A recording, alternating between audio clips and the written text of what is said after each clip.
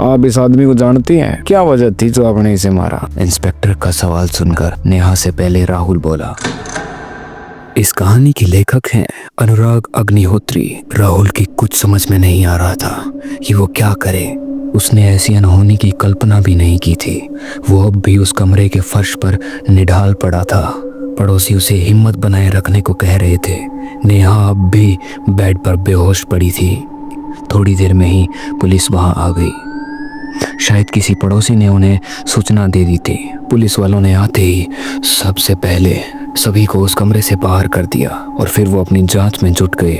थोड़ी देर के बाद पुलिस इंस्पेक्टर बाहर आया और उसको पूछा, इस फ्लैट का मालिक कौन है और उसका रिश्ता उस बेहोश पड़ी औरत से क्या है? इंस्पेक्टर का सवाल सुनकर राहुल सामने आया और फिर उसने शुरू से आखिरी तक सब बता दिया। इंस्पेक्टर ने उसकी बात बड़े ध्यान से सुनी और उसने कमरे में वापस जाकर नेहा के चेहरे पर पानी की छींटे मारकर उसे उठाने का प्रयास किया। 2-3 बार छींटे मारने के बाद नेहा को धीरे धीरे होश आने लगा, लेकिन जैसे ही उसे पूरी तरह होश आया तो वो अपने सामने पुलिस को देखकर डर गई। उसे समझ नहीं आया मेरे पति के साथ पुलिस क्यों है। तभी उसकी निगाह अपने हाथों और कपड़ों पर पड़ी। वो खून से सने हुए थे, पास में चाकू पड़ा था और साथ ही वो एकदम से बुरी तरह घबरा गई और फिर चाकू को अपने सामने की तरफ फेंक दिया। वो चाकू सामने पड़ी लाश के पास जा गिरा। जैसे ही वहां चाकू गिरा तो नेहा की निगाह सामने पड़ी लाश पर पड़ी और लाश देखते ही उसकी चीख निकल गई। उसने जोर से राहुल को आवाज लगाई और फिर उससे लिपट गई। उसकी कुछ भी समझ में नहीं आ रहा था कि ये सब क्या है। उसकी हालत देखकर राहुल उसके लिए पानी ले आया और फिर उसने ये सारी घटना उसे बता दी कि कैसे वो ऑफिस से आया और गेट तोड़कर अंदर आ गया और फिर ये सब कुछ देखा। नेहा को अब भी यकीन नहीं हो रहा था कि ये सब उसने किया होगा। वो भला किसी को कैसे मारेगी। अभी वो सोच रही थी कि इंस्पेक्टर ने उसे पूछा, आप इस आदमी को जानती हैं? क्या वजह थी जो आपने इसे मारा? इंस्पेक्टर का सवाल सुनकर नेहा से पहले राहुल बोला, सर ये भला इसे क्यों मारेगी? ये तो इसे जानती तक भी नहीं। हमने आज से पहले इसे देखा भी नहीं है यहाँ, और वैसे भी ये मानसिक रूप से बीमार चल रही है। और फिर राहुल ने इंस्पेक्टर को नेहा की बीमारी के बारे में विस्तार से बता दिया और साथ ही उसे डॉक्टर की रिपोर्ट भी दिखा दी। इंस्पेक्टर ने उसकी बात सुनने और रिपोर्ट देखने के बाद राहुल से कहा, देखिए मेरी सहानुभूति आपके साथ है, लेकिन क्या है कि मैं कानून के हाथों से मजबूर हूँ। मुझे अभी तो आपकी वाइफ को अरेस्ट करना पड़ेगा। बाकी आप कल कोर्ट में ये सारी रिपोर्ट दिखा देना। हो सकता है इन्हें वहाँ से राहत मिल जाए। और फिर ये कहकर पुलिस वाले नेहा को अपने साथ ले गए। अगले दिन 12:30 बजे कोर्ट रूम में अच्छी खासी भीड़ थी।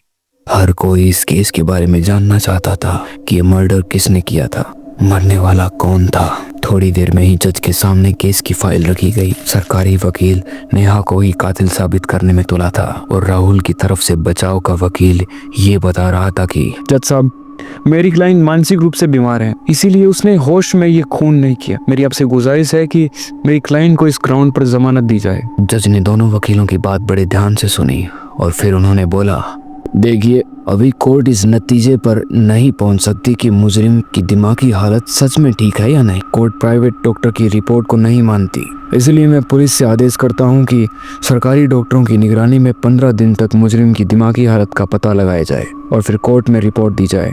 कोर्ट उसके बाद ही कोई फैसला करे। और यह आदेश करके जज साहब कोर्ट रूम से उठकर अपने बेंच पर चले गए और उधर राहुल भीगी आंखों से नेहा की तरफ देखने लगा और नेहा जज के आदेश को सुनकर बिल्कुल पत्थर सी हो गई। उसे समझ नहीं आया कि अचानक उसकी जिंदगी में ये तूफान क्यों आ गया। अच्छी भली तो आराम से जिंदगी चल रही थी, फिर अचानक से ये सब क्यों होने लगा।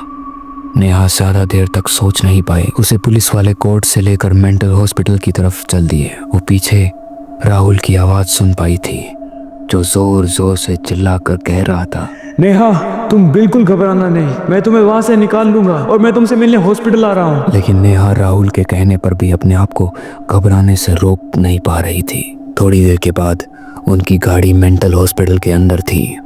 नेहा को वहां से सीनियर डॉक्टर के सामने लाकर बैठा दिया गया। वो डॉक्टर नेहा की फाइल चेक करने लगा और फिर वो अपने तरीके से सबको एग्जामिन करने लगा। उसने नेहा से सारी बातें पूछी और फिर उसे एक अकेले कमरे में छोड़ दिया गया और गेट बाहर से बंद कर दिया गया। वो अकेली उस छोटे से कमरे में बेड पर बैठकर फूट फूट कर रोने लगी।